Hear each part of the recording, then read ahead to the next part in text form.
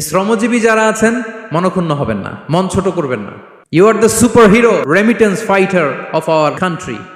একজন পরিচ্ছন্নতা কর্মী, তারও 20 থেকে 30 হাজার টাকা বাংলাদেশে ঢোকে প্রতি মাসে। আপনি চিন্তা করতে পারেন 6টা মাস যদি রেমিটেন্স বন্ধ হয়, শ্রীলঙ্কার চেয়েও খারাপ অবস্থায় বাংলাদেশে চলে যাবে।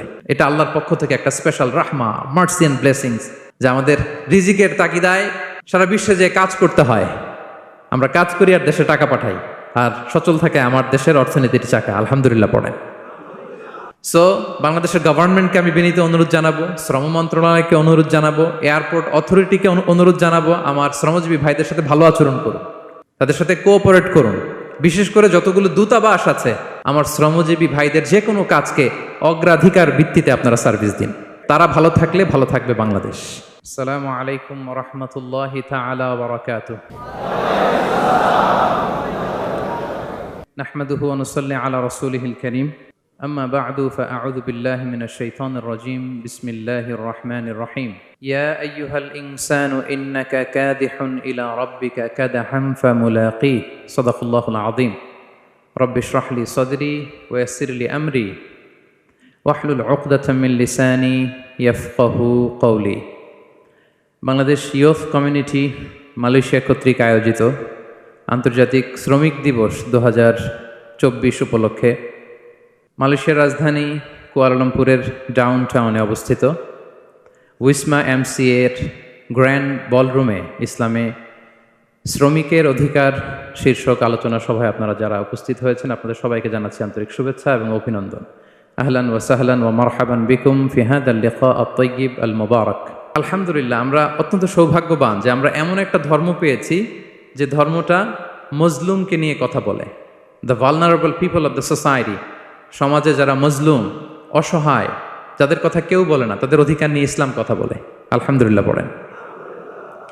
ইসলাম শ্রমিকের অধিকার নিয়ে কথা বলে, লেবার রাইটস নিয়ে ইসলাম কথা বলে, ইসলাম উইমেন রাইটস নিয়ে কথা বলে, নারী অধিকার নিয়ে কথা বলে, ইসলাম হিউম্যান রাইটস নিয়ে কথা বলে, ইসলাম মানবাধিকার নিয়ে কথা বলে, ইসলাম অ্যানিমাল রাইটস নিয়ে কথা বলে, প্রাণী অধিকার নিয়ে কথা বলে। আল্লাহু আকবার। আপনি চাইলেই একটা প্রাণীকে আঘাত করতে পারবেন না। আমাদের দেশে এটা খুব বাজে একটা কালচার। কুকুর একটা দেখলেই আমরা কি করি? হয় ঢিল ছড়ি, না একটা লাথি মারি। কিছুই করে নাই আপনাকে, পাশ দিয়ে যাচ্ছে দেখলেই কি ঢিল মারে, লাথি মারে। আরো অনেক জঘন্য জঘন্য কাজ আমরা করি। তাহলে যারাই যেখানে বিপন্ন, মানবতা যেখানে বিপন্ন, সেখানেই ইসলাম হাজির হয়েছে। আলহামদুলিল্লাহ। এজন্য ইসলাম পেয়ে আমরা খুশি না বেজার বলেন? এজন্য প্রত্যেক সালাতের পরে আমরা ঘোষণা দিই, রাদিতু বিল্লাহি রাব্বা ওয়াবিল ইসলামি দীনা ওয়াবি মুহাম্মাদিন নাবিয়্যান ওয়া রাসূলা। আমরা আল্লাহকে রব হিসেবে পেয়ে খুশি, আমরা ইসলামকে দিন হিসেবে পেয়ে খুশি। তো আমরা রাসূল সাল্লাল্লাহু আলাইহি ইসলামকে নবী এবং রাসূল হিসেবে পেয়ে খুশি। তার মানে প্রত্যেক সালাতের পরে আমরা কি করি? এটার অ্যানাউন্সমেন্ট দেই। তো ইসলাম এমন একটা ধর্ম, যেখানেই মানবতা বিপন্ন সেখানেই ইসলাম হাজির। তো আজকে আমরা লেবার রাইটস ইন ইসলাম, ইসলামে শ্রমিকের কি অধিকার, শ্রমিকদের যে রাইটস আছে, অধিকার আছে, এটা নিয়ে ইসলাম কি বলে, এই টপিকে আমরা কথা শুনবো ইনশাআল্লাহ বিইذনিল্লাহ। সম্মানিত শুধু আমি শুরুতেই কালামুল্লাহ মাজিদের একটি আয়াত তেলাওয়াত করেছি, সূরাতুল ইনশিকাকের 6 নম্বর আয়াত, যেখানে আল্লাহ তাআলা ইরশাদ করছেন, ইয়া আইয়ুহাল ইনসানু ইন্নাকা কাদিহুন ইলা রাব্বিকা কাদহান ফামুলাকি। অর্থাৎ হে মানুষ, তুমি তোমার রবের কাছে পৌঁছা পর্যন্ত কঠোর পরিশ্রম করতে হবে, অতঃপর তুমি তার সাক্ষাৎ লাভ করবে। আমাদের আলটিমেট গোল হচ্ছে আমরা আল্লাহর কাছে ফিরে যাব, ঠিক কিনা বলেন? কেউ মারা গেলে আমরা কি বলি? ইন্না লিল্লাহি ওয়া ইন্না ইলাইহি রাজিউন। আমরা আল্লাহর জন্য এবং আল্লাহর দিকেই আমরা ফিরে যাব। তো আল্লাহ বলেন, ইন্নাকা কাদিহুন ইলা রাব্বিকা কাদহান ফামুলাকি। হে মানুষ, তুমি তোমার রবের কাছে পৌঁছা পর্যন্ত কঠোর পরিশ্রম করতে হবে, তারপরে তুমি তোমার রবের সাক্ষাৎ পাবে। তার মানে এই দুনিয়াটা হচ্ছে পরিশ্রমের জায়গা। প্রিয় ভাইরা, এখানে পরিশ্রম না করলে সফলতার দেখা মিলে না। বাঁচতে হলে, সারভাইভ করতে হলে, টিকে থাকতে হলে আপনাকে পরিশ্রম করতে হবে। এই পৃথিবীতে কেউ কাউকে জায়গা করে দেয় না, এখানে জায়গা করে নিতে হয়, ঠিক কিনা বলেন? আপনি যদি পরিশ্রম করেন, পরিশ্রমে যে ঘাম ঝরে শরীর থেকে, পরিশ্রমের ঘামে জন্ম নেয় সফলতার বীজ। আপনি যখন হাড় ভাঙা পরিশ্রম করবেন, এই পরিশ্রমে যে লোনা পানি বেরোবে, যে ঘাম বেরোবে, এই ঘামেই জন্ম নেয় সফলতার বীজ। এবং সফলতার কোনো শর্টকাট হয় না প্রিয় ভাইরা। অনেকে অল্পতে সফল হতে চায়, শর্টকাট খুঁজে, আছে না নাই? না, সফলতার জন্য আপনাকে লং কাটে যেতে হবে। ওখানে কোনো লিফট থাকে না, সিঁড়ি বেয়ে উঠতে হয়। অনেকে চায় যে সফলতার লিফটে উঠবো, সুইচ চাপবো, সাকসেসফুল ইন লাইফ। না, এত সহজ না, আপনাকে সিঁড়ি বেয়ে উঠতে হবে। তাহলে পরিশ্রমের কোনো বিকল্প নেই। এই দুনিয়াটা হচ্ছে পরিশ্রমের জায়গা, সংগ্রামের জায়গা। আপনি সফল হতে হলে আপনাকে পরিশ্রম করতে হবে, করতেই হবে। আর পরিশ্রমে কোনো লজ্জা নেই। আমি বিভিন্ন আমার আলোচনায় বলি, কাজে লজ্জা নেই। কিসে লজ্জা নেই? আওয়াজ করে বলুন সবাই। কাজে লজ্জা নেই। লজ্জা হচ্ছে অলসতায়, লজ্জা হচ্ছে হাত পাতায়, লজ্জা হচ্ছে অকর্মণ্যতায়। কাজে লজ্জা আছে? লজ্জা কিসে বলেন সবাই? লজ্জা হচ্ছে অলসতায়, অকর্মণ্যতায়। যারা কাজ না করে ফুটানি মারে, ওইটাতে লজ্জা। অনেকে আছে ফুটানি মারে, আছে না নাই? কাজ করে না, শো অফ, ফুটানি। এই ফুটানিতে লজ্জা, কিন্তু পরিশ্রমে কোনো লজ্জা নেই। এজন্য আল্লাহ তাআলা বললেন, ইয়া আইয়ুহাল ইনসান ইন্নাকা কাদিহুন ইলা রাব্বিকা কাদহান ফামুলাকি। হে মানুষ, তোমার রবের কাছে পৌঁছা পর্যন্ত তোমাকে পরিশ্রম করতে হবে। হাড় ভাঙা পরিশ্রম করে আমার কাছে আসতে হবে, তবেই সফলতা মিলবে। অন্য আয়াতে আল্লাহ তাআলা বলছেন, লাকাদ খলাকনাল ইনসানা ফি কাবাদ। নিশ্চয়ই মানুষকে আমি কষ্ট এবং পরিশ্রম নির্ভর করে তৈরি করেছি। এই পৃথিবীতে টিকে থাকতে হলে তাকে পরিশ্রম করতে হয়, কষ্ট করতে হয়। এবং দুনিয়ার এই সাইকেলটা যদি দেখেন, দিন এবং রাতের যে সাইকেল, রাতকে আল্লাহ বানিয়েছেন ঘুমের জন্য, রেস্ট নেওয়ার জন্য, বিশ্রামের জন্য। আর দিনকে আল্লাহ বানিয়েছেন কর্মচঞ্চল করে, কাজের জন্য। দিনের মধ্যে কর্মস্পৃহা আছে। আল্লাহ তাআলা সূরা নাবাতে বলছেন, ওয়াজআলনান নাহারা মাআশা। আমি দিনকে বানিয়েছি কর্মচঞ্চল। দিনে আপনি কাজ করবেন, হাড় ভাঙা পরিশ্রম করবেন, তবেই সফলতা ধরা দিবে। ঠিক কিনা বলেন? তাহলে প্রথমে আমরা জানলাম এই পৃথিবীতে পরিশ্রম করতেই হবে, পরিশ্রমের কোনো বিকল্প নেই। সফল হতে চাইলে কি করতে হবে? আওয়াজ করে বলবেন, কি করতে হবে? এবং ইসলাম এই পরিশ্রমকে উৎসাহিত করে। পরিশ্রমের মাধ্যমে যে ইনকাম, এটাকে উৎসাহিত করে। বিষ্ণু ঈসা ইসলাম বলেন, মা আকালা আহাদুন তাআমান কাত্তু খায়রান আইয়াকুলা মিন আমালি ইয়াদাই। মানুষ পরিশ্রম করে, তার দুই হাত দিয়ে উপার্জন করে যে জীবিকা নির্বাহ করে, এর চেয়ে শ্রেষ্ঠ জীবিকা পৃথিবীতে আর নেই। আল্লাহু আকবার। আপনারা যারা কষ্ট করে ঘাম ঝরিয়ে উপার্জন করেন, এই পৃথিবীতে এর চেয়ে শ্রেষ্ঠ উপার্জন আর হতে পারে?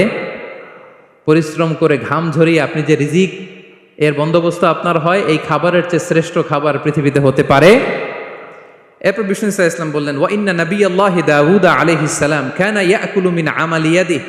আল্লাহর নবী দাউদ আলাইহিস সালাম তিনি নিজ হাতের উপার্জন থেকে খেতেন। সুবহানাল্লাহি বিহামদি। তিনি আর্মর বানাতেন, যুদ্ধাস্ত্র। তিনি বর্ম বানাতেন, নিজ হাতে বর্ম বানিয়ে, যুদ্ধাস্ত্র বানিয়ে বিক্রি করে সেটা দিয়ে জীবিকা নির্বাহ করতেন। আল্লাহু আকবার। তাহলে পরিশ্রমের কোনো বিকল্প নেই। শ্রমের মাধ্যমে যে উপার্জন, এটা শ্রেষ্ঠ উপার্জন। তাই শ্রমজীবী যারা আছেন, মনক্ষুণ্ণ হবেন না, মন ছোট করবেন না। You are the superhero, you are the superhero, you are the remittance fighter of our country. এজন্য রাস্তা দিয়ে যখন হাঁটবেন, বুক ফুলিয়ে হাঁটবেন, আর বস্তা ভরে টাকা নিয়ে দেশে ফিরবেন। ঠিক কিনা বলেন? বুক ফুলিয়ে হাঁটতে হবে।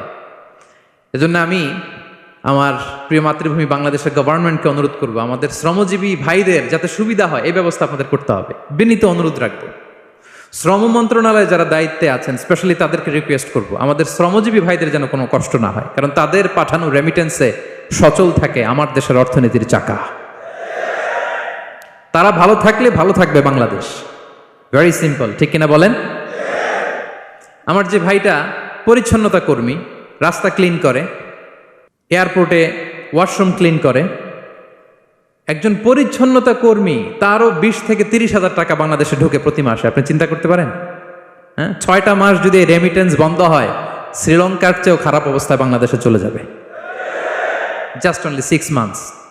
ভয়ঙ্কর অবস্থা হবে বাংলাদেশের। এটা আল্লাহর পক্ষ থেকে একটা স্পেশাল রাহমা, মার্সি এন্ড ব্লেসিংস, যে আমাদের রিজিকের তাগিদায় সারা বিশ্বে যে কাজ করতে হয়, আমরা কাজ করি আর দেশে টাকা পাঠাই, আর সচল থাকে আমার দেশের অর্থনীতির চাকা। আলহামদুলিল্লাহ পড়েন। সো বাংলাদেশের গভর্নমেন্টকে আমি বিনীত অনুরোধ জানাবো, শ্রম মন্ত্রণালয়কে অনুরোধ জানাবো, এয়ারপোর্ট অথরিটিকে অনুরোধ জানাবো, আমার শ্রমজীবী ভাইদের সাথে ভালো আচরণ করুন। তাদের সাথে কোঅপারেট করুন।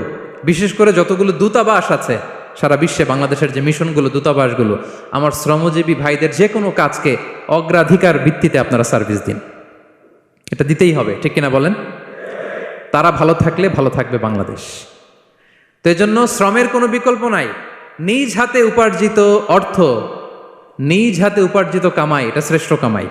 তো আলহামদুলিল্লাহ আজকের অডিয়েন্সের মধ্যে শ্রমজীবী ভাইয়েরা বেশি, আলহামদুলিল্লাহ পড়েন।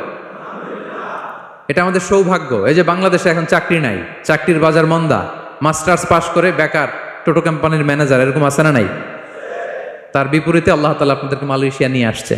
প্রতি মাসে আপনি টাকা পাঠান, আলহামদুলিল্লাহ। আপনি বাংলাদেশের যে উন্নয়ন, বাংলাদেশের যে ডেভেলপমেন্ট, এই যে স্মার্ট বাংলাদেশ বলে বলে মন্ত্রীরা মুখে ফেনা তুলে ফেলে, এটার গর্বিত অংশীদার আপনি, ঠিক কিনা বলেন? আপনি গর্বিত অংশীদার। You are the contributor, you are the real contributor. আপনার অবদানে বাংলাদেশ আজকে সচল, আলহামদুলিল্লাহ। সো মন ছোট করার কোনো সুযোগ নেই। নিজ হাতে উপার্জিত কামাই, এটা পৃথিবীর শ্রেষ্ঠ কামাই, আলহামদুলিল্লাহ। পরিশ্রমের মাধ্যমে যে উপার্জন, এটাকে ইসলাম আমাদেরকে উৎসাহিত করে। শুধু নামাজ, রোজা, জিকির এগুলো নিয়ে ইসলাম আমাদেরকে পড়ে থাকতে বলেনি। কোরআনিক অর্ডার হচ্ছে আপনার নামাজ শেষ, আপনি বেরিয়ে পড়বেন, কাজে বেরিয়ে যাবেন। ফাইদা কুদিয়াতিস সালাতু ফান্তাশিরু ফিল আরদি ওয়াবতাগু মিন ফাদলিল্লাহ। বিধানটা কার বলুন? আওয়াজ করে বলুন, বিধানটা কার? এটা কোরআনিক ভার্ডিক্ট, কোরআনের বিধান। নামাজ শেষ, গোল হয়ে বসে জিকির করতে বলা নাই আল্লাহ। আল্লাহ বলেছে ফান্তাশিরু ফিল আরদ ওয়াবতাগু মিন ফাদলিল্লাহ, জমিনে ছড়িয়ে পড়ো, আল্লাহ রিজিক তালাশ করো। নামাজ শেষ, বেরিয়ে যাবেন। কৃষক চলে যাবে মাঠে, শ্রমজীবী চলে যাবে ফ্যাক্টরিতে, শিক্ষকরা চলে যাবে তাদের শিক্ষা প্রতিষ্ঠানে, কর্পোরেট ওয়ার্ল্ডের লোকেরা চলে যাবে তাদের প্রতিষ্ঠানে। ডেভেলপমেন্ট করতে হবে, সিভিলাইজেশন করতে হবে। নামাজের পরে গোল হয়ে বসে থাকা চলবে না। কি ব্যালেন্স দেখেছেন ইসলাম? আজান হয়েছে তো মসজিদে আসো, নামাজ শেষ বেরিয়ে পড়ো, আলহামদুলিল্লাহ। কি ভারসাম্যপূর্ণ ইসলাম। ফাইদা কুদিয়াতিস সালাতু ফান্তাশিরু ফিল আরদ, যখন সালাত শেষ জমিনে ছড়িয়ে পড়ো, আল্লাহ রিজিক অন্বেষণ করো। তাহলে শুধু নামাজ রোজার মধ্যে ইসলাম নয়, আপনাকে কর্মঠ হইতে হবে, পরিশ্রম করতে হবে, হাড় ভাঙা পরিশ্রম। বিশ্বনবী সাল্লাল্লাহু আলাইহি ওয়াসাল্লাম অত্যন্ত পরিশ্রমী ছিলেন। He started his first career as a shepherd. সুবহানাল্লাহ। ওনার প্রথম ক্যারিয়ার উনি রাখাল হিসেবে শুরু করেছেন। রাখালরা যে কাজ করে, অর্থাৎ মরুভূমিতে ভেড়া, মহিষ, ভেড়া, ছাগল, তারপর বকরি, দুম্বা, এই চরানোর কাজগুলো দিয়ে বিষ্ণু সাল্লাল্লাহু আলাইহি ওয়াসাল্লাম তার ক্যারিয়ার শুরু করেছেন এজ এ শেফার্ড। বিষ্ণু সাল্লাল্লাহু আলাইহি ওয়াসাল্লাম বলেন, সহিহ বুখারীর বর্ণনা, মা বাআসাল্লাহু নাবিয়্যান ইল্লা রাআল গানাম। আল্লাহ তাআলা এই পৃথিবীতে এমন কোন নবী পাঠায় নাই যে নবীরা ছাগল চড়ায় নাই। সুবহানাল্লাহ পড়বেন না? সাহাবারা বললেন, ওয়া আনতা ইয়া রাসূলুল্লাহ, হে আল্লাহর নবী আপনিও ছাগল চড়িয়েছেন? বিষ্ণু সাল্লাল্লাহু আলাইহি ওয়াসাল্লাম বললেন, নাআম, আমিও ছাগল চড়িয়েছি। ওয়া কুনতু আরআহা আলা কারারিত লি আহলি মক্কা, আমি অল্প কিছু মজুরির বিনিময়ে, অল্প কিছু টাকার বিনিময়ে, সামান্য কিছু পারিশ্রমিকের বিনিময়ে মক্কার লোকদের ছাগল চড়িয়ে দিতাম। সুবহানাল্লাহ পড়েন। ছাগল হচ্ছে খুব টেরা প্রাণী, ডানে টানলে বায়ে যায়, বায়ে টানলে ডানে যায়। তাদেরকে একসাথে করা অ্যাজ এ শেফার্ড, এটা মরুভূমিতে খুব কষ্টের কাজ। আল্লাহ তাআলা প্রত্যেক নবীকে দিয়ে ছাগল চড়িয়েছেন যাতে করে কিছুদিন পরে নবীরা মানুষ চড়াতে পারে। সুবহানাল্লাহ।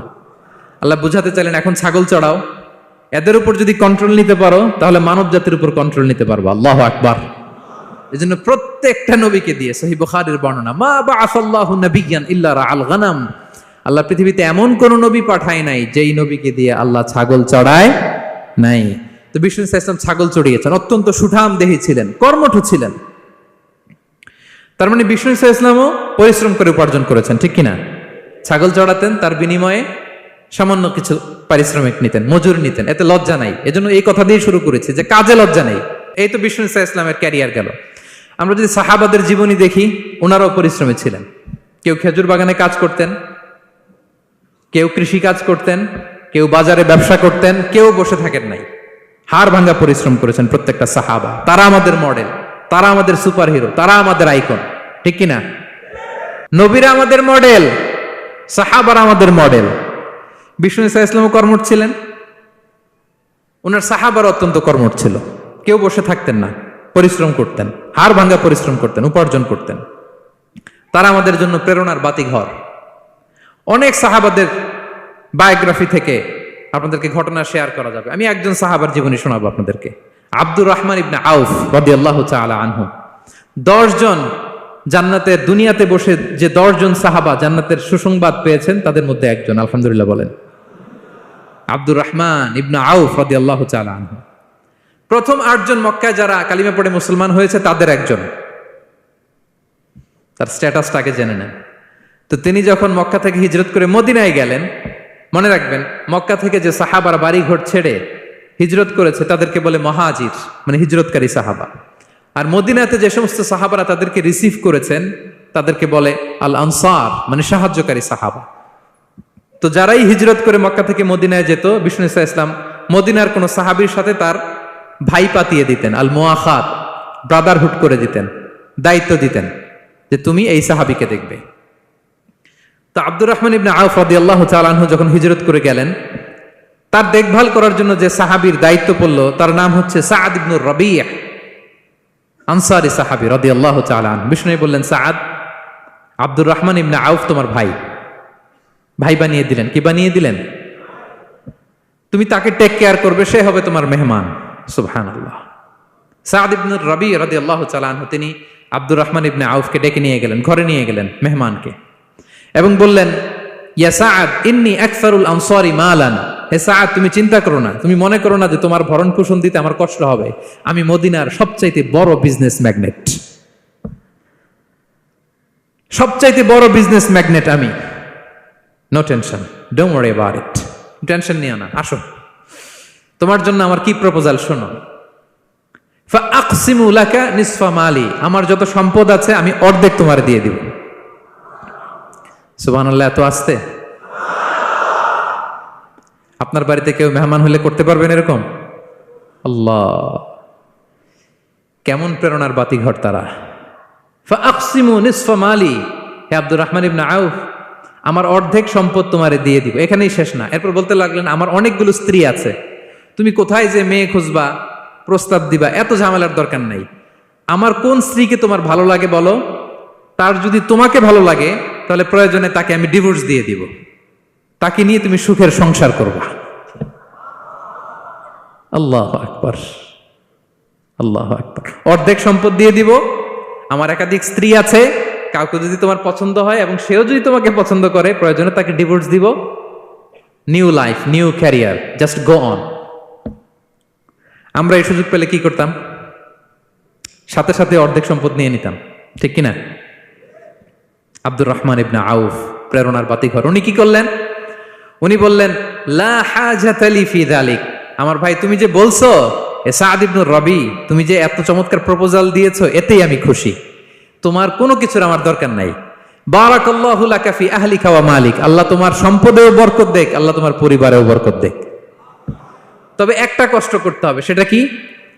আব্দুর রহমান ইবনে আউফ বললেন, দুল্লানি ইলা সুক, just show me the way to market.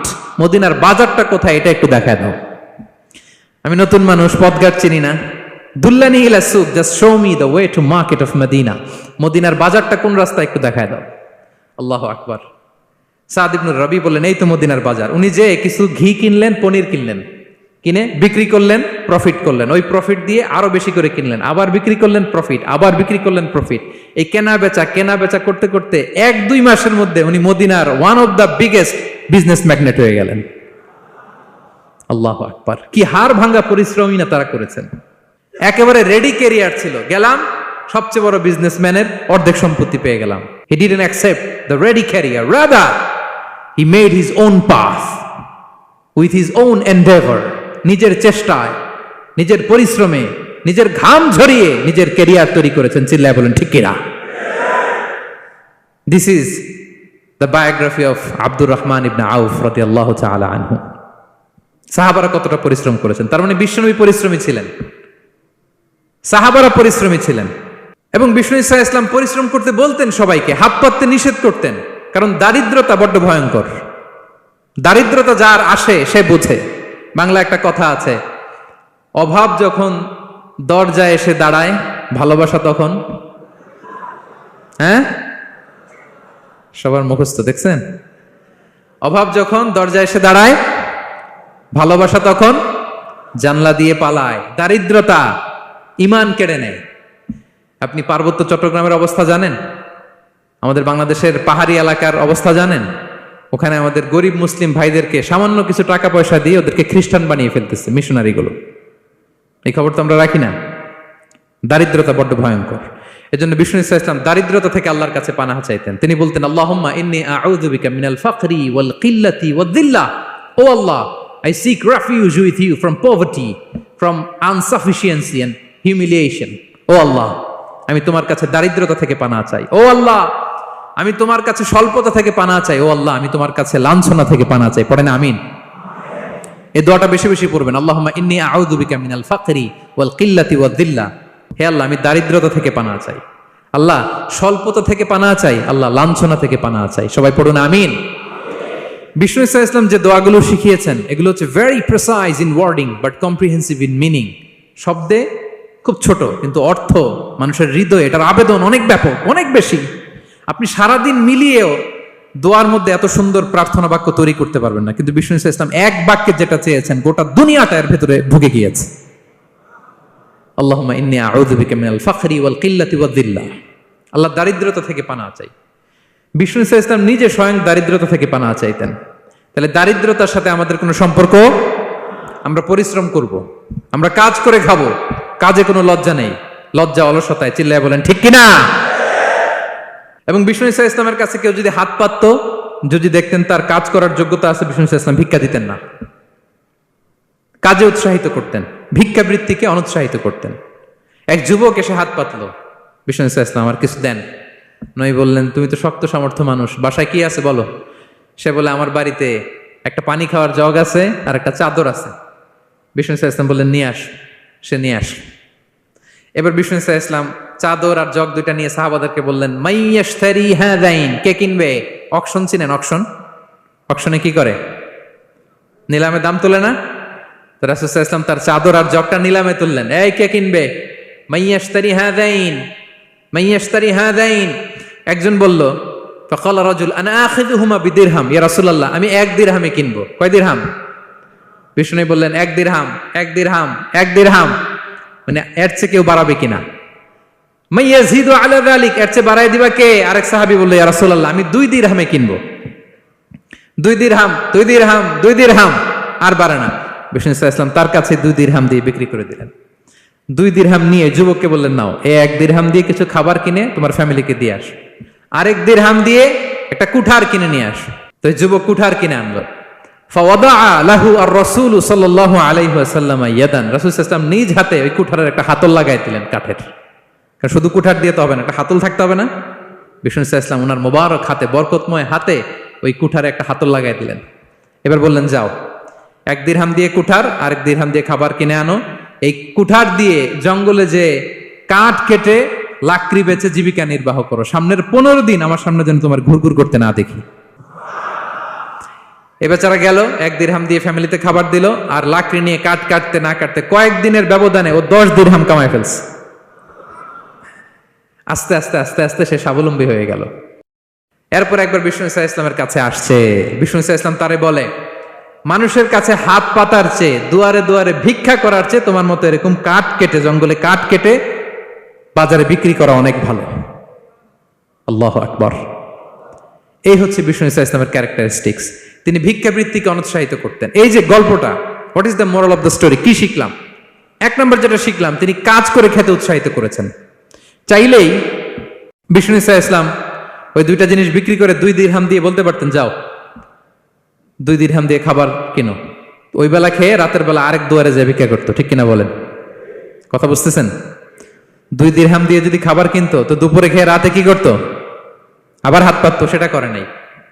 কাজ করে খেতে উৎসাহিত করেছেন এবং স্থায়ী সমাধান করে দিয়েছেন। কারণ কাজ কাজই, কাজে কোনো ছোট বড় নাই। আছে? কাজে কোনো ছোট বড় আছে না। তাহলে ইসলাম আমাদেরকে পরিশ্রমী হতে শেখায়, কর্মমুখী হতে শেখায়। ইসলাম কতটা কর্মমুখী ধর্ম দেখেন। বিষ্ণু ইসলাম বলেন, ইন কামাতিস সাআ ওয়া ফি ইয়াদি আহাদিকুম ফাসিলা, কেউ যদি দেখে কিয়ামত হয়ে যাচ্ছে, কি হয়ে যাচ্ছে? সবাই বলুন, কেউ যদি দেখে কিয়ামত হয়ে যাচ্ছে আর তার হাতে একটা চারা বীজ আছে, গাছের চারা, কি আছে? গাছের চারা। সে গাছের চারা রোপণ করতে গেছিল, ওদিকে যায় দেখে কিয়ামত শুরু হয়ে গেছে। বিষ্ণুনবী বলেন ফাইন ইসতাতাআ আন লা তাকুমা হাত্তা ইয়াগরিসাহা ফালইয়াগরিসহা, সে যদি পারে কিয়ামত হওয়ার আগেই ওটা রোপণ করে দিতে, সেজন্য তাড়াতাড়ি করে রোপণ করে দেয়। আল্লাহু আকবার। ইসলাম কতটা কর্মমুখী ধর্ম। কিয়ামত শুরু হয়েছে, বিষ্ণু বলেন তার উপর কিয়ামত আসার আগে সে যদি চান্স পায় চারা বীজটা যেন রোপণ করে দেয়। আর আমরা এখন আখিরুজ্জামান, দাজ্জাল আসবে, কিয়ামত হয়ে যাবে, 2025 সালেই হবে, এগুলো বলে কাজকর্ম সব বন্ধ করে দিচ্ছে। এরকম ডাকাইতে আছে না নাই? হ্যাঁ বলেন, আছে না নাই? তা আখিরুজ্জামান কি আপনারা এটা শিখায়, এই লেসন শিখায়? আখিরুজ্জামান আসবে, দাজ্জাল আসবে, তো আপনার সমস্যা কি? দাজ্জাল আসবে দেখি তো আপনাকে বিজনেস করে এমন টাকা কামাইতে হবে যাতে করে দাজ্জাল আসলে আমি আমার অর্থ দিয়ে মুজাহিদিন ভাইদেরকে সহায়তা করতে পারি। দাজ্জাল আসবে তো আপনার প্রবলেম কি? আপনার বডি বিল্ডিং করতে হবে, আপনার ফ্যামিলিকে তারবিয়া দিতে হবে, আপনার সোসাইটিকে সমৃদ্ধ করতে হবে, আপনাকে সভ্যতার কারিগর হইতে হবে। আপনার সব কাজ আপনি আরো বাড়াই দিবেন দাজ্জালের প্রশ্ন আসলে। এখন দাজ্জাল আসবে, 25 সালেই আসবে, 26 সালেই কিয়ামত হবে। কি হবে ক্যারিয়ার দিয়ে, আর কি হবে ব্যবসা করে? এরকম আছে না নাই? এরকম করা যাবে? বিশ্বনবী কি বললেন? কিয়ামত হইতেছে, তুমি দেখতেছো চাক্ষুষ বিলা আয়ান, দেখতেছো কিয়ামত হইতেছে, আর তুমি গাছ লাগাইতে গেছিলা। যদি সুযোগ হয় কিয়ামত হওয়ার আগে আগে কি করো? গাছ লাগাও। সুবহানাল্লাহ পড়বেন না? প্রিয় ভাইয়েরা, আমরা যেন পরিশ্রমী হই, আমরা যেন কর্মঠ হই, আমরা যেন অলস না হই। বিষ্ণু ইসলাম অলসতা থেকে আল্লাহর কাছে পানাহ চাইতেন। আল্লাহ আমাদেরকে বোঝার তৌফিক দান করুক, আমরা পড়ি আমিন। আল্লাহ নবী সাল্লাল্লাহু আলাইহি ওয়াসাল্লাম শুধু পরিশ্রম করতে বলেছেন এমন নয়, তিনি পরিশ্রমীদেরকে পছন্দ করতেন। এক সাহাবীর সাথে তিনি মুসাফা করলেন, দেখলেন হাতটা বড্ড খসখসে, তিনি শ্রমজীবী সাহাবী। এটা যখন তিনি শুনতে পেলেন, তিনি পরম মমতায় আলতো করে ওই শ্রমিক সাহাবীর হাতে তিনি চুমু খেলেন। আল্লাহু আকবার। এবং ওনার আন্ডারে যারা কাজ করত তাদের সাথে বিষ্ণু ইসলামের যে আচরণ, ওনার যে শ্রমিক, ওনার যে খাদেম, তাদের সাথে বিষ্ণু ইসলামের যে ডিলিং শুনলে আপনি অবাক হয়ে যাবেন, অবাক হয়ে যাবেন। আপনি কারো ব্যাপারে যদি রিয়েল ইনফরমেশন চান, আপনি কয়েকটা জায়গায় নক করতে হবে। 1 নাম্বার, ধরেন যে একজন বড় সাহেব, তার আসল তথ্য যদি চান তার বউকে জিজ্ঞেস করেন। কারা জিজ্ঞেস করবেন? ওয়াইফকে জিজ্ঞেস করবেন, স্ত্রীকে, আসল তথ্য পাবেন। 2 নাম্বার, তার বাড়ির দারোয়ানকে জিজ্ঞেস করবেন। কাকে? 3 নাম্বার, তার ঘরের কাজের বুয়া, সব জানে উনি, ওই কাজের বুয়া থেকে রিপোর্ট নেবেন, ঘরে যে কাজ করে। 4 নাম্বার, তার ড্রাইভার, দারোয়ান, কাজের বুয়া, ওয়াইফ, এদের কাছ থেকে যদি আপনি জিজ্ঞেস করেন, ফলের বিড়াল বেরিয়ে আসবে। ঠিক কিনা বলেন? তো আসেন বিষ্ণু ইসলামের যে খাদেম, কর্মচারী, তারা একটু জিজ্ঞেস করি বিষ্ণু ইসলামের আচরণ কেমন ছিল। বিষ্ণু ইসলামের খাদেমের নাম হচ্ছে আনাস রাদিয়াল্লাহু আনহু। আলহামদুলিল্লাহ, খাদিমুর রাসূলিল্লাহ, বিষ্ণু ইসলামের খাদেম। আসেন ওনাকে জিজ্ঞেস করি যে বিষ্ণু ইসলামের আচরণ কেমন ছিল। আনাস রাদিয়াল্লাহু তাআলা আনহু বলেন, খাদিমতুন নবিয়্যা 10 সিনিন, আমি বিষ্ণু ইসলামের 10 বছর খেদমত করেছি। 1-2 বছর না, 10 বছর বিষ্ণু ইসলামের খেদমতে আমি নিয়োজিত ছিলাম। ফামা ক্বালা লি লিমা সানা'তা ওয়ালা লিমা লা সানা'তা, 10 বছরের মধ্যে একদিনও কখনো বলে না, এ আনাস এটা কেন করলা, এ আনাস এমনটা কেন হলো, এটা কেন করলা না, একদিনের জন্য বলে নাই। কেন এটা করছো, কেন এটা করো নাই, এরকম কোনো প্রশ্ন আমাকে কোনোদিন করে নাই। সুবহানাল্লাহ পড়েন। আনাস রাদিয়াল্লাহু তাআলা আনহু কি ভুল করেন নাই? করছেন। ছোট মানুষ তো, একেবারে ছোট বাচ্চা ছিলেন। ওনার আম্মা যখন আনাস রাদিয়াল্লাহু তাআলা আনহুকে নিয়ে আসছে, বিষ্ণু ইসলাম মক্কা থেকে হিজরত করে মদিনায় আসলেন, সবাই বিশ্বনবীকে ঘিরে ধরলো, সবাই বিশ্বনবীকে সালাম দেয়, মুসাফা করে, হাদিয়া দেয়। আনাসের মা চোখের পানি ছাড়ে, বিশ্বনবীর কাছে লজ্জায় এসে বলে, ইয়া রাসূলুল্লাহ, সবাই আপনাকে উপহার দেয়, সবাই আপনাকে হাদিয়া দেয়, আমি আপনারে কি হাদিয়া দেব? হাদিয়া দেওয়ার মতো কিছু নাই আমার এই কলিজার টুকরা আনাস ছাড়া, আমি আনাসকেই আপনারে হাদিয়া দিয়ে দিলাম। ইয়াখদুমুকা ইয়া রাসূলুল্লাহ, হে নবী, আনাস আপনার খেদমত করবে, আপনার অজুর পানি এনে দিবে, আপনার মেসওয়াকটা এনে দিবে, আপনার জুব্বাটা এনে দিবে। আমি আমার কলিজার টুকরা, আমার নাড় ছেঁড়া ধন আনাসকেই আপনারে উপহার দিয়ে দিলাম। আনাস রাদিয়াল্লাহু তাআলা আনহু বিষ্ণু ইসলামের সাথে থাকতেন, অজুর পানি এনে দিতেন, জামা এনে দিতেন। বিষ্ণু বললেন, আনাস আমার ওই জুব্বাটা নিয়ে আসো। ছোট্ট আনাস জুব্বা আনতে যে মদিনার বাচ্চারা খেলতেছে, আমাদের দেশে যে খেলে, কুতকুত খেলে, চারা খেলে, এইটা খেলে, সেইটা খেলে, ওই খেলাধুলা দেখে নবীর জামা আনার কথা উনি ভুলে গেলেন, বাচ্চাদের সাথে দাঁড়িয়ে খেলা দেখতে আরম্ভ করলেন। এখন সময় গড়িয়ে অনেক হয়ে গেল, আনাসও আসে না, জুব্বাও আসে না। ঘটনা কি? বিষ্ণু ইসলাম বললেন, যাই নিজের জামা নিজে নিয়ে আসি। তো বের হলেন, যে দেখে সর্বনাশ, আনাসকে পাঠাইছি জুব্বা আনতে, আনাস দেখিয়ে দিকে খেলার মধ্যে মগ্ন হয়ে আছে। বিষ্ণু ইসলাম কিছুই বললেন না, চুপ করে যে উনিও আনাসের পিছনে এভাবে দাঁড়িয়ে রইলেন, কিছুই বলে না। তো আনাস খেলা একবার এদিকে দেখে, একবার ওদিকে দেখে, একবার এদিকে ঘুরতে ঘুরতে হঠাৎ দেখে পিছনে কে? স্বয়ং বিশ্বনবী। আল্লাহ, বিশ্বনবীর দেখে তো আনাস রাদিয়াল্লাহু তাআলার কলিজাটা এখানে চলে আসছে ভয়। হায় হায়, আজকে খবর আছে। হায় হায়, আমার না জুব্বা আনতে বলছিল, আমি কি কাজ করলাম? ভয়ে আটকে উঠছে। বিষ্ণু ইসলাম ধমক দেয় নাই, পিট্টি দেয় নাই, কিছু করে নাই, শুধু একটা মুচকি হাসি দিয়েছে। আনাস রাদিয়াল্লাহু তাআলা আনহু বলে, বিশ্বনবীর সেই দিনের মুচকি হাসির শাসন মৃত্যুর আগ পর্যন্ত আমাকে সোজা রাস্তায় রেখেছে, আর ডানে বায়ে করি নাই কোনোদিন। তার মানে শাসন করতে জানলে ব্যাট মারা লাগে না, শাসন করতে জানলে গায়ে হাত তোলা লাগে না, শাসন করতে জানলে মুচকি হাসি দিয়েও শাসন করা যায়, ঠিক কিনা বলেন? বিশ্বনবীর মুচকি হাসির শাসন আনাস রাদিয়াল্লাহু তাআলা আনহুকে আজীবন সোজা রাস্তা রেখেছে। তাহলে শ্রমজীবীদেরকে বিষ্ণু ইসলাম কতটা সম্মান করতেন, শ্রদ্ধা করতেন, ভালোবাসতেন, বুঝতে পারছেন সবাই? প্রিয় ভাইয়েরা, লেবার রাইটস ইন ইসলাম, ইসলামী শ্রমিকের অধিকার। শ্রমিকদেরকে ইসলাম কমপক্ষে 7টা অধিকার দিয়েছে। কয়টা? 1 নাম্বার, ইসলাম একজন শ্রমিককে প্রথম যে অধিকারটা দিয়েছে সেটা হচ্ছে কাজ শেষে, শ্রম শেষে তার পারিশ্রমিকের অধিকার, মজুরি পাওয়ার অধিকার, কাজ শেষে বেতন পাওয়ার অধিকার। কাজ করেছেন তো আপনি বেতন পাবেন, এটা আপনার অধিকার। বেতন বা পারিশ্রমিক এটা একটা কর্মজীবীর অধিকার। আপনার কোম্পানির মালিক যে আপনার বেতন দেয়, এটা কি দয়া করে? করুণা? তো এটা যদি করুণা হয়, সে যে আপনার কাজ করে দেয়, এটাও তো করুণা, এটা তো আর বড় করুণা, কি বলেন? আপনি যে স্যালারি পে করেন, এটা যদি করুণা হয়, সে যে পরিশ্রম করে, সে তো আর বড় করুণা করে আপনারে, তার কারণে তো আপনার কোম্পানি টিকে আছে, ঠিক কিনা বলেন? তাহলে এটা করুণা নয়, এটা শ্রমিকের অধিকার। এবং বিশ্বনবী সাল্লাল্লাহু আলাইহি ওয়াসাল্লামের সেই ঐতিহাসিক বাণী, তিনি বলেছেন, আতুল আজিরা আজরাহু ক্বাবলা আন ইয়াজিফা আরাকু, ঘাম শুকিয়ে যাওয়ার আগে শ্রমিককে তার পারিশ্রমিক বুঝিয়ে দাও। সুবহানাল্লাহ, বিশ্বনবীর ঐতিহাসিক বাণী। এখন জাতিসংঘ আমাদেরকে শিখায় যে শ্রমিকের মজুরি দিতে হবে, অন টাইমে দিতে হবে, স্যালারি দিতে হবে, এই করতে হবে, সেই করতে হবে। মানবাধিকারের কর্মীরা আমাদেরকে শিখায়, তারা শিখানোর 1500 বছর আগে বিশ্বনবী সাল্লাল্লাহু আলাইহি ওয়াসাল্লামের ঐতিহাসিক বাণী, তিনি বলেছেন, আতুল আজিরা আজরাহু ক্বাবলা আন ইয়াজিফা আরাকু, শ্রমিকের ঘাম শুকাবার আগে তার মজুরি পেমেন্ট করে দাও। সুবহানাল্লাহ বিহামদি। ঘাম শুকিয়ে যাওয়ার আগে মানে অন টাইম, দ্রুততম সময়ে শ্রমিককে তার মজুরি দিয়ে দাও, তার বেতন দিয়ে দাও। যারা শ্রমিককে তার পারিশ্রমিক অন টাইমে দেয় না, স্যালারি অন টাইমে পে করে না, টালবাহানা করে, গরিমসি করে, তাদের ব্যাপারে বিষ্ণু সাল্লাল্লাহু আলাইহি ওয়াসাল্লাম কি বলেন? বিষ্ণুই বলেন, 3 শ্রেণীর ব্যক্তি, সালাসাতুন আনা খাসমুহুম ইয়াউমাল কিয়ামা, 3 শ্রেণীর ব্যক্তির বিরুদ্ধে আমি বিশ্বনবী কিয়ামতের দিন আল্লাহর কাঠগড়ায় মামলা দায়ের করব। আমি বিশ্বনবী 3 শ্রেণীর ব্যক্তির বিরুদ্ধে আমি বিশ্বনবী আল্লাহর সুপ্রিম কোর্টের কাঠগড়ায় মামলা দায়ের করব। এর মধ্যে 1 শ্রেণীর ব্যক্তি হচ্ছে রাজুলুন ইস্তাআজারা আজিরান ফাস্তাওফা মিনহু ওয়া লাম ইউতিহি আজরা, কোন ব্যক্তি যে শ্রমিক নিয়োগ দেওয়ার পরে তার কাছ থেকে কাজ বুঝিয়ে নিয়েছে কিন্তু তাকে তার প্রাপ্য বুঝিয়ে দেয়নি। এরকম ডাকাত আমাদের সমাজে আছে না নাই? কাজ ঠিকই বুঝে নিছে কিন্তু তার প্রাপ্যটা বুঝিয়ে দেয়।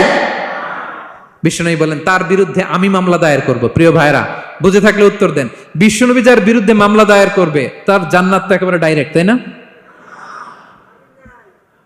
হ্যাঁ, সুন্দর বলছে একজন, তার কোনো জামিন নাই, ঠিক কিনা বলেন? বিশ্বনবী যার বিরুদ্ধে মামলা দায়ের করেছে তার জান্নাতে যাওয়া তো দূর কি বাত, সে জান্নাতের ঘ্রাণও তার নাকে ঢুকবে না, চিল্লায় বলেন ঠিক কিনা? এই জন্য খবরদার, শ্রমিককে তার শ্রম নেয়ার পরে তার পারিশ্রমিক দিয়ে দেন, তার ঘাম শুকিয়ে যাওয়ার আগে, মানে অন টাইম। এটা নিয়ে কোনো টাল বাহানা করা যাবে তা নাহলে বিশ্বনবী তার বিরুদ্ধে মামলা দায়ের করবে। তার মানে 1 নম্বর অধিকার বুঝে পাইছেন? আপনি যে কাজ করেন, কাজের বিনিময়ে যে পারিশ্রমিক পান, যে স্যালারি পান, এটা আপনার অধিকার। এটা করুণা নয়, এটা অনুকম্পা নয়, এটা কোনো দয়া নয়, ইটস ইউর রাইট, এটা আপনার অধিকার। আওয়াজ করে বলুন তো, গলা ফুলিয়ে, এটা আপনার কি? 2 নাম্বার, একটা শ্রমিককে ইসলাম যে অধিকার দেয় সেটা হচ্ছে চুক্তি মাফিক সকল সুযোগ সুবিধা প্রাপ্তির অধিকার। অর্থাৎ একজন এমপ্লয়ার যখন তার এমপ্লয়িকে নিয়োগ করে, একটা এমপ্লয়মেন্ট কন্ট্রাক্ট থাকে না? এমপ্লয়মেন্ট কন্ট্রাক্ট বুঝেন তো? একটা চুক্তিপত্র থাকে, এখানে ফিক্স করা থাকে ওয়ার্কিং আওয়ার্স, কয় ঘন্টা আপনি কাজ করবেন, আপনার জব স্পেসিফিকেশন, কি করবেন কি করবেন না, আপনার স্যালারির ব্যাপারে থাকে, কত স্যালারি দিবে, কখন দিবে, আবার আপনি ওভার টাইম করলে এক্সট্রা পে করবে, আপনি রেগুলার কাজ করলে ঘন্টায় per hour 20 ringgit, overtime করলে 40 রিঙ্গিট। তারপর আপনি কখন ব্রেক নেবেন, একটা ব্রেক থাকে না যে এই টাইমে একটা ব্রেক দিতে হবে, এগুলো মিউচুয়াল আন্ডারস্ট্যান্ডিং এ এমপ্লয়মেন্ট কন্ট্রাক্টে থাকে। আপনি হলিডে কখন করবেন, ছুটি থাকতে হবে। টানা 7 দিন কাজ করানো যাবে বলেন? না, আন্তর্জাতিকভাবে এটা নিষিদ্ধ। টানা 7 দিন কোনো কাজ নাই, একদিন তার হলিডে থাকতে হবে, তার অ্যানুয়াল লিভ থাকতে হবে। Right to rest and leisure, বিশ্রামের একটা সময় লাগবে। এই যে 1 মে আন্তর্জাতিক শ্রমিক দিবস, এটা শুরু হয়েছে কিভাবে? ইউনাইটেড স্টেটস অফ আমেরিকার শিকাগোতে 1986 সালে এই কাজের বিরুদ্ধেই তারা আন্দোলন করেছিল। টানা 7 দিন তাদেরকে দিয়ে গাদার মতো খাটুনি খাটাতো, দাসের মতো তাদের সাথে আচরণ করা হতো। তারা আন্দোলন শুরু করেছিল, 8 জনকে গুলি করে নিহত করা হয়েছিল। সেখান থেকে এই মে দিবস।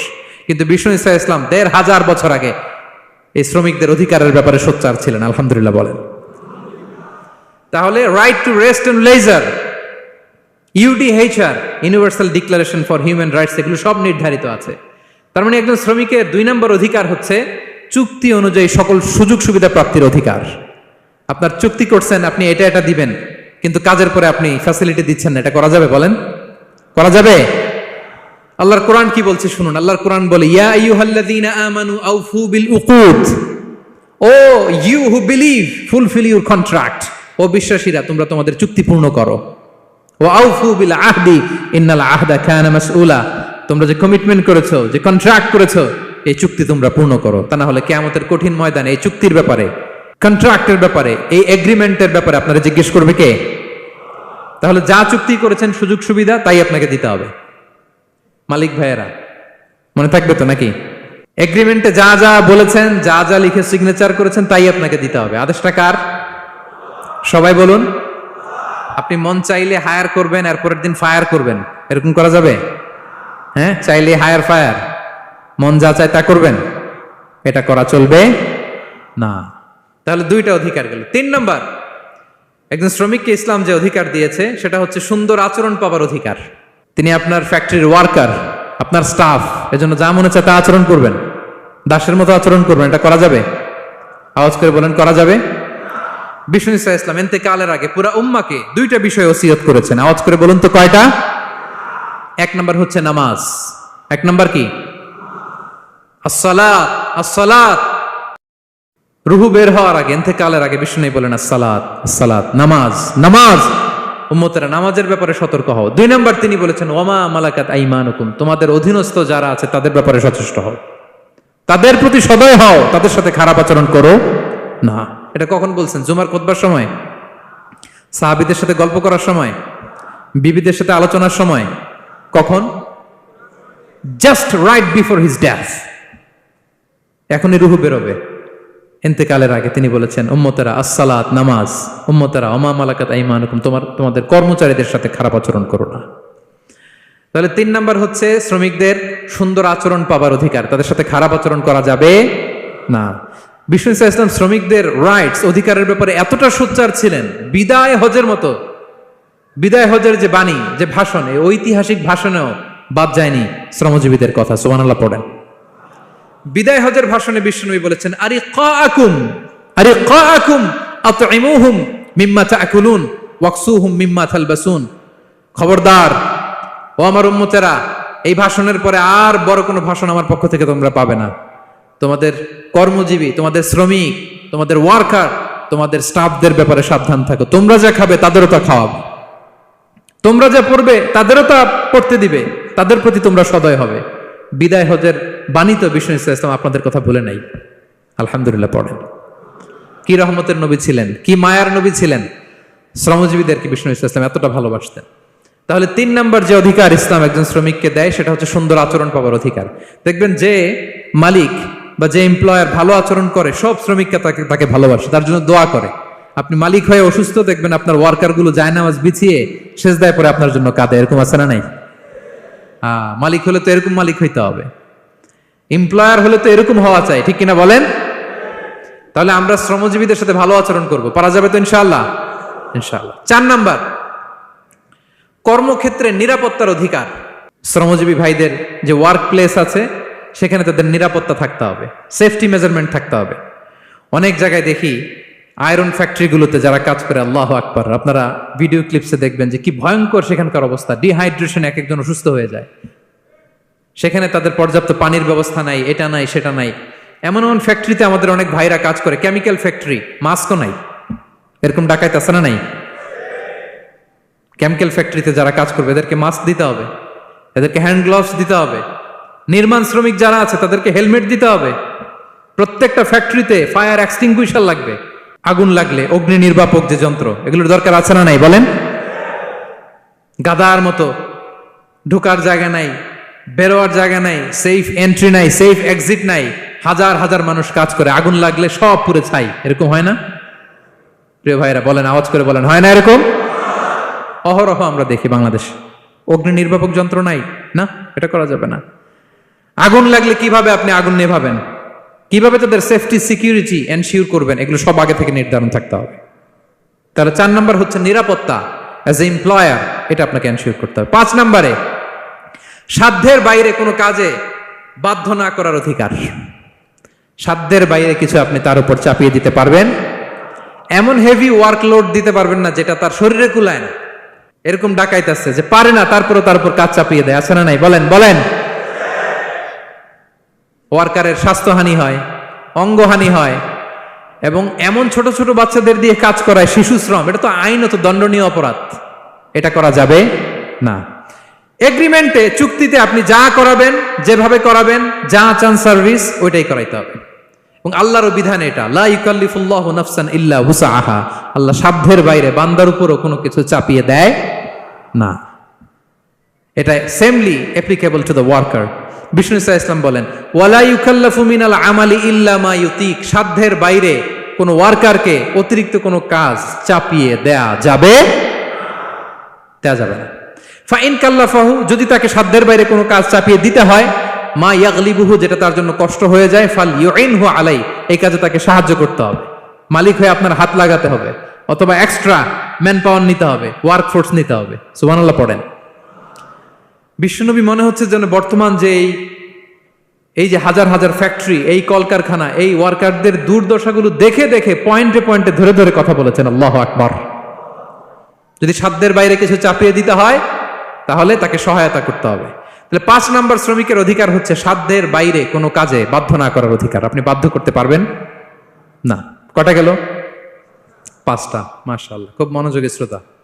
6 নাম্বারে শ্রমিকের উপর আল্লাহ যা যা ফরজ করেছেন তা আদায়ের অধিকার দিতে হবে আপনাকে। সালাতের সময় হলে তাকে নামাজ পড়তে দিতে হবে। নন মুসলিম হলে এটা ভিন্ন ইস্যু। তখন আপনি চেষ্টা করবেন একটা মুসলিম কোম্পানিতে যাওয়ার, মুসলিম মালিকের আন্ডারে যাওয়ার, অথবা তাদেরকে সবাই মিলে অ্যাপ্লিকেশন করে বুঝাবেন যে সামান্য ফরজ নামাজটুকু পড়ার অনুমতি, পারমিশন আমরা চাই। কিন্তু কোনো মুসলিম এমপ্লয়ার নামাজের জন্য বাধা দিতে পারবে না। রমজান মাসে রোজা রাখা শ্রমিকের জন্য ফরজ না, অনুমতি দিতে হবে।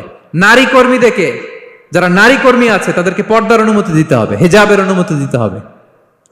মালিক তো দূরের কথা, আমাদের বাংলাদেশে অনেক বিশ্ববিদ্যালয়ের শিক্ষকরাই অনুমতি দেয় না। এরকম ডাকাত শিক্ষক আছে না নাই? এরকম জালেম বাংলাদেশে আছে না নাই? ঢাকা বিশ্ববিদ্যালয় চিন্তা করা যায়, মুসলিমদের টাকা দিয়ে যে বিশ্ববিদ্যালয়, ওখানে আমার বোনেরা পর্দা করে যেতে পারে না, আমার মুসলিম বোনেরা হিজাব পড়তে পারে না, নেকাব পড়তে পারে না। এই অধিকার কি শিক্ষককে দেওয়া হয়েছে? কথা বলেন না, never. You never can do that. একটা রেগুলার ড্রেস কোড থাকবে, এটা সবাই মানবে। এটার উপরে দিয়ে সে চাদর পরবে না ওড়না পরবে না হিজাব পরবে না ব্লেজার পরবে, এটা নিয়ে নাক গলানোর ক্ষমতা কোনো শিক্ষকের নাই। চিল্লায় বলেন ঠিক কিনা? তাহলে আপনার কর্মস্থলে মুসলিম নারীরা যদি কাজ করে, নারী কর্মীদের জন্য পর্দার ব্যবস্থা করতে হবে, ঠিক কিনা বলেন? হালাল ফুড খাওয়ার ব্যবস্থা থাকতে হবে। ওয়াইন খাওয়ানো যাবে না, ড্রিঙ্কস করানো যাবে না, পর্ক খাওয়ানো যাবে না, ঠিক কিনা বলেন? আপনার কোম্পানিতে আপনার শ্রমিককে দাড়ি রাখতে চাইলে দাড়ি রাখার অনুমতি দিতে হবে, ঠিক কিনা বলেন? দাড়ি রাখা ওয়াজিব। দাড়ি রাখা কি কোন কোন মতে সুন্নাতে মুআক্কাদা, যেটাই আমরা বলি একজন মুসলিমের জন্য এটা আবশ্যক। দাড়ি রাখতে বাধা দেয়া যাবে? আমাদের বাংলাদেশে দেয়? হ্যাঁ, কোন কোন কোম্পানি দেয়। কোন কোম্পানি দেয় বলেন? হ্যাঁ, আরং। এই পাওয়া গেছে আরং। কিছুদিন আগে দাড়ি রাখবে বলে এক ছেলেকে কর্মচ্যুত করেছে, এরকম আছে না নাই? করা যাবে? করা যাবে বলেন? না, দাড়ি রাখার অনুমতি দিতে হবে, নারীদেরকে হেজাব করার অনুমতি দিতে হবে, এটা অধিকার। এটা অধিকার। শ্রমিকের উপর আল্লাহ তাআলা যা যা ফরজ করেছে এটা আদায়ের অধিকার তাকে দিতে হবে। আলহামদুলিল্লাহ বলেন। 7 নাম্বার, সর্বশেষ, সামাজিক নিরাপত্তা লাভের অধিকার, সোশ্যাল সিকিউরিটি। শ্রমিকের পুঁজি হচ্ছে তার শ্রম, তার জীবন যৌবন সব দিয়ে আপনার ফ্যাক্টরিরে একেবারে শীর্ষে নিয়ে গেল, শেষ জীবনে আপনি মালিক তারে ভুলে গেলেন, এরকম আছে না নাই? নো, তার জন্য সোশ্যাল সিকিউরিটির ব্যবস্থা করতে হবে। অনেক শ্রমিক ভাইরা আছে সারা জীবন ফ্যাক্টরির জন্য কাজ করে শেষ বয়সে দুরারোগ্য ব্যাধিতে আক্রান্ত, তাদের খোঁজ খবর কেউ নেয় না। এটা গভর্নমেন্টের দায়িত্ব। গভর্নমেন্ট ফান্ড থেকে, কোম্পানির ফান্ড থেকে, অথবা কোনো জাকাত ফান্ড থেকে, অথবা কোনো এন্ডাওমেন্ট ফান্ড থেকে, অর্থাৎ ওয়াকাফের ফান্ড থেকে তাদের সোশ্যাল সিকিউরিটির ব্যবস্থা করতে হবে। সামাজিক নিরাপত্তা দরকার আছে না নাই বলেন? এটা আপনাদের অধিকার। এই 7টা অধিকার ইসলাম একজন শ্রমিককে দিয়েছে। তো শ্রমিককে ইসলাম শুধু অধিকারই দিয়েছে, মালিকের কোনো অধিকার নাই নাকি? এবার মালিকরা খেপে উঠছে। এতক্ষণ মালিকরা চুপচাপ, আমি দেখতেছি তো, এতক্ষণ যা যা বলতেছি মালিকরা চুপচাপ শুনতেছে। যখনই বলছি মালিকের অধিকার আছে না নাই, মালিকরা কয় আছে। হ্যাঁ, ইসলাম চেক এন্ড ব্যালেন্স করেছে। ইসলাম হচ্ছে ভেরি ব্যালেন্সড রিলিজিয়ান, ভারসাম্যপূর্ণ একটা জীবন ব্যবস্থা। শ্রমিকেরও দায়িত্ব আছে। শ্রমিকেরও কি প্রিয় ভাইয়েরা দায়িত্ব আছে। বিষ্ণু ঈসা ইসলাম বলেন, সালাসাতুন লাহুম আজরান, 3 শ্রেণীর ব্যক্তি আছে যাদেরকে আল্লাহ যে কোনো কাজ করলে ডাবল রিওয়ার্ড দিবে, ডাবল। আপনি নামাজ পড়লে যাওয়া সওয়াব, এক করলে দ্বিগুণ সওয়াব। এর মধ্যে এক শ্রেণীর হচ্ছে ওয়ালা আবদুল মামলুক ইদা আদ্দা হাক্কাল্লাহ ওয়া হাক্কা মাওয়ালি, ওই দাস যে তার আল্লাহর ইবাদত করে, আল্লাহর হকও পালন করে আর তার মনিবের হকও পালন করে। এখানে দাস বলতে শুধু আগের সময়ের দাসই নয়, বর্তমান সময়ের যারা কর্মজীবী তারাও। কোন কর্মজীবী সে যদি আল্লাহর বিধান, আল্লাহর হক আদায় করে, পাশাপাশি যার আন্ডারে সে কাজ করে তার হকও আদায় করে, বিষ্ণু ঈসা ইসলাম বলেন সব কাজে তার প্রতিদান হবে ডবল ডবল। পড়েন আল্লাহু আকবার। তাহলে শ্রমিকের দায়িত্ব হচ্ছে কোম্পানিকে যে সার্ভিস তার দেওয়া এটা পূর্ণাঙ্গ রূপে দিতে হবে। এটা হচ্ছে শ্রমিকের দায়িত্ব। 1 নম্বরের দায়িত্ব হচ্ছে লয়ালটি, আমানতদারিতা। 1 নম্বর দায়িত্ব কি? আপনি বেতন নেন আপনার বসের কাছ থেকে, কোম্পানির কাছ থেকে, কিন্তু সার্ভিস দেন আরেক কোম্পানির, হবে? বলেন। যার নুন খাই তার গুণ গাইতে হবে। আপনি যেই কোম্পানি থেকে স্যালারি নেন, সার্ভিস আপনার তাকে দিতে হবে। লয়ালটি থাকতে হবে, বিশ্বস্ততা, এটা জরুরি, এটা থাকতে হবে। আপনার মালিক আপনার কাছ থেকে এই লয়ালটি প্রাপ্য, সেজন্য আপনার উপর আস্থা রাখে, আপনার বস যেন আপনার উপর আস্থা রাখতে পারে, এইটা মালিকের অধিকার। কথা কি বুঝেন? হ্যাঁ, এবার শ্রমজীবী ভাইরা একটু ঠান্ডা হয়ে গেছে, দেখছেন চেক এন্ড ব্যালেন্স। কথা বলেন ঠিক কিনা? আপনার মালিক আপনার কাছ থেকে এটা প্রাপ্য, এটা তার অধিকার, বিশ্বস্ততা। ইন্না খায়রা মান ইস্তাজারতাল কবিউল আমিন, যাকে নিয়োগ দেওয়া হবে তার মধ্যে 2টা কোয়ালিটি থাকতে হয়। কয়টা? মুসা আলাইহিস সালাম ফেরাউনের বাবুর্চিকে 1 থাপ্পড় মারলেন রেগে মেগে। উনি থাপ্পড় মারছিলেন আদব শিক্ষা দেওয়ার জন্য, কিন্তু বেচারা সাথে সাথে মরে গেছে। উনি মারছিলেন আদব শিখানোর জন্য, বেচারা যে মরে যাবে মুসা আলাইহিস সালাম জানতেন না। এখন দেখে সর্বনাশ, সেটা তো মরে গেছে, অক্কা পাইছে। উনি দিলেন দৌড়। মুসা আলাইহিস সালাম দৌড়াতে দৌড়াতে প্রাণ ভয়ে চলে গেলেন আরেক সীমান্তে, মিশর ছেড়ে আরেক এলাকায়। যে দেখে কিছু লোক ধাক্কাধাক্কি করে তাদের উটগুলোকে পানি খাওয়াচ্ছে, আর 2টা মেয়ে পাশে চুপ করে বসে আছে। উনি বুঝতে পারলেন মেয়েগুলো এই ইয়াং ছেলেদের সাথে ধাক্কাধাক্কি করে টিকতে পারবে না। উনি এগিয়ে গেলেন, বললেন তোমরা পানি খাওয়াবো ওটদেরকে? হ্যাঁ খাওয়াবো, আসো। উনি ওটগুলো নিয়ে সবাইকে সরিয়ে পানি খাইয়ে দিলেন, মেয়েরা চলে গেল। এবার বাবার কাছে যেয়ে বলল, বাবা এমন এক ছেলের সন্ধান পাইছি, ছেলেটা খুব ভালো, আমাদের চেহারার দিকে তাকায় না, মাটির দিকে তাকিয়ে কথা বলে। আজকে এই লোক না থাকলে আমরা আমাদের ওটগুলোকে পানি খাওয়াতে পারতাম না। আর ভিনদেশী লোক, আমরা চিনিও না। ইন্না খায়রা মান ইস্তাজারতাল কবিউল আমিন। বাবা কাজ করেন, আমাদের তো রাখাল লাগবে, আমাদের দেখভাল করার জন্য তো একজন সুপারভাইজার দরকার, এই ছেলেকে আপনি কাজে রেখে দেন। সুবহানাল্লাহ পড়বেন না? হ্যাঁ। বাবা বলল যাও নিয়ে আস। মেয়ে দুজন যে বললো আব্বার কাছে চলেন, আব্বা আপনার কথা বলবে, আপনার সাথে আলাপ করবে। মুসা আলাইহিস সালাম বললেন ঠিক আছে, তোমরা পেছনে পেছনে যাও, আমি তোমাদের আগে আগে যাই, তোমরা আমাকে বলবা যে ডানে না বায়ে না সামনে। সুবহানাল্লাহ পড়বেন না? কি চরিত্র, কি চরিত্র ছিল যাদের, যাতে করে তাদের দিকে তাকানো না লাগে, মুসা আলাইহিস সালামের নজর যেন তাদের দিকে না পড়ে। মুসা আলাইহিস সালাম বললেন আমি আগে যাই, তোমরা পেছন থেকে বলো ডানে না বায়ে, কোন গলি, কোথায় যাব। আল্লাহু আকবার। তো যাওয়ার পরে মুসা আলাইহিস সালামের সততা, এই বিশ্বস্ততা আর স্ট্রেংথ, শক্তি দেখে ওনাকে কাজে রেখে দিলেন মেয়ে দুটার বাবা। সুবহানাল্লাহ বলেন। আর বললেন এত বছর কাজ করবা, পারিশ্রমিক হচ্ছে কাজ যখন শেষ আমার এক মেয়েরে তোমার কাছে বিয়ে দিয়ে দিব। আল্লাহু আকবার। ওনারও থাকার জায়গা নাই, আশ্রয়ের কোনো বন্দোবস্ত নাই, আল্লাহ ব্যবস্থা করে দিলেন। আলহামদুলিল্লাহ পড়েন। তাহলে বিশ্বস্ত হইতে হবে। বিশ্বস্ত যেই, তার রুজির ব্যবস্থা করে দেয় কে? এই যে মুসা আলাইহিস সালাম ফেরাউনের বাবুর্চিতে থাপ্পড় মেরে চলে গেলেন, পরিচিত কেউ নাই, রিজিকের বন্দোবস্ত নাই, কিন্তু বিশ্বস্ততার কারণে আল্লাহ তাআলা রিজিকের ব্যবস্থা করে দিলেন। তাহলে এক নাম্বার মালিকের অধিকার হচ্ছে লয়ালটি, শ্রমিকদের বিশ্বস্ত হইতে হবে। আপনার পক্ষ থেকে বিশ্বস্ততা, এটা মালিকের প্রাপ্য। কথা বুঝতে পেরেছেন প্রিয় ভাইয়েরা আমার? দুই নাম্বার চুক্তি অনুযায়ী শ্রম দেওয়া, এটা একজন শ্রমিকের দায়িত্ব। আপনার দায়িত্ব হচ্ছে 8 ঘন্টা কাজ করবেন, আপনি 6 ঘন্টা করেন আর 2 ঘন্টা এটা নিয়ে ইউটিউব, টিকটক, আচ্ছা হ্যাঁ, এটা করা যাবে? 8 ঘন্টার যদি চুক্তি হয় আর আপনি যদি প্রতিদিন 6 ঘন্টা কাজ করেন, আপনি যে পারিশ্রমিক পাবেন এটা হালাল হবে? বলেন বলেন, আওয়াজ করে সবাই বলুন না, হালাল হবে না। আপনার চুক্তি অনুযায়ী আপনাকে শ্রম দিতে হবে, এবং এই চুক্তি অনুযায়ী শ্রম পাওয়াটা একজন মালিকের অধিকার। একজন মালিকের 3 নম্বর অধিকার হচ্ছে to work in a best manner possible. আপনার সাধ্যের সবটুকু উজাড় করে দিয়ে কোম্পানির জন্য কাজ করতে হবে। কোন কাজ করলে সর্বোচ্চ ওয়েতে করতে হবে, সবচেয়ে বেস্ট ম্যানারে করতে হবে। অনেকে আছে ধরি তো ধরি না, করি তো করি না, এরকম আছে না? নাই না, ইসলাম এটা বলে না। বিষ্ণু ইসলাম বলেন ইন্নাল্লাহা ইউহিব্বু ইযা আমিলা আহাদুকুম আমালান আইয়ুতকিনা। আল্লাহ তাআলা ওই কর্মচারীকে পছন্দ করে, আল্লাহ সুবহানাহু ওয়া তাআলা ওই কর্মচারীকে পছন্দ করে, ওই লোককে পছন্দ করে যে ব্যক্তি যখন কোনো কাজ করে ওটা মজবুত ভাবে করে, চমৎকার ভাবে করে, দ্য বেস্ট ওয়ে পসিবল, সুন্দরভাবে করে। এরকম কাজ করা যাবে তো? বলেন বলেন, যাবে? এবং যে শ্রমিক, যে কর্মজীবী ভাইরা এইভাবে কাজ করে, তারা মালিকের নজরে পড়ে যায় খুব তাড়াতাড়ি, ঠিক কিনা বলেন? তাদের বেতন বেড়ে যায় তাড়াতাড়ি, তাদের অবস্থা তাড়াতাড়ি ভালো হয়। 4 নম্বর অধিকার হচ্ছে আপনি আন্তরিকতার সাথে কাজ করবেন, আপনার মালিকের কোম্পানিকে নিজের কোম্পানি মনে করবেন। পারা যাবে? শ্রমিক ভাইয়েরা আমার, আমার কলিজার টুকরা শ্রমজীবী ভাইয়েরা, মালিকের কোম্পানিকে নিজের কোম্পানি মনে করা যাবে? অনেকে দেখবেন যে নিজের গাড়িটা খুব সেফলি ড্রাইভ করে, কিন্তু বসের গাড়ি নিয়ে যখন ড্রাইভ করে তখন আর এই এক্সট্রা কেয়ার নাই, এরকম আছে না? নাই। নিজের জিনিস খুব দেখে শুনে রাখে, কিন্তু কোম্পানির জিনিস যখন ইউজ করে ওইখানে সেই দেখভাল তার নাই, এরকম আছে না? নাই। এরকম করবেন আপনারা না। আপনি যে কোম্পানিতে কাজ করেন এটা নিজের কোম্পানি, ওইটার উত্তর সাকসেস, সফলতার জন্য আপনাকে আন্তরিক হইতে হবে। তাহলে এই 4টা অধিকার আল্লাহ তাআলা প্রত্যেকটা মালিককে দিয়েছে। তাহলে চেক এন্ড ব্যালেন্স হয়েছে? কথা কি সবাই বুঝতে পারছেন? আলহামদুলিল্লাহ। পড়েন। পুরো আলোচনার সামারি বলি 1 মিনিটে।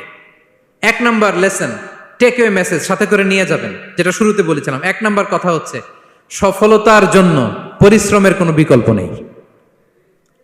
হাড় ভাঙা পরিশ্রম করতে হবে আমাদের, আমাদের ক্যারিয়ারের জন্য, আমাদের ব্যবসার জন্য, আমার চাকরির জন্য আমাদের হাড় ভাঙা পরিশ্রম করতে হবে। কারণ শ্রমে কোনো লজ্জা নেই, পরিশ্রমে কোনো লজ্জা নেই, ঠিক কিনা বলেন? লজ্জা কিসে? অলসতায়। আমরা অলস হব না, অকর্মণ্য হব না, হাত পাতবো না, আমরা পরিশ্রম করে খাবো। 2 নাম্বার কথা, নবীগণ এবং সাহাবাগণ অত্যন্ত পরিশ্রমী ছিলেন, কর্মঠ ছিলেন, তারা আমাদের আইকন, সো আমরাও পরিশ্রমী হব। ইসলাম শ্রমিকের ব্যাপারে, শ্রমিকের অধিকারের ব্যাপারে এত জোরালো বক্তব্য দিয়েছে, পৃথিবীর কোনো ধর্ম এভাবে দেয় নাই, ঠিক কিনা? সো আমরা যারা মালিক আছি, আমরা যেন আমাদের অধীনস্থ শ্রমজীবীদের প্রতি সদয় হই, তাদের অধিকার আদায়ের জন্য আমরা সচেষ্ট হই। আর আমরা যারা শ্রমিক আছি, কর্মজীবী আছি, আমরা আমাদের মালিকের কোম্পানিকে যেন নিজের কোম্পানি মনে করি, আন্তরিকতার সাথে, লয়ালটির সাথে যেন আমরা কাজ করি।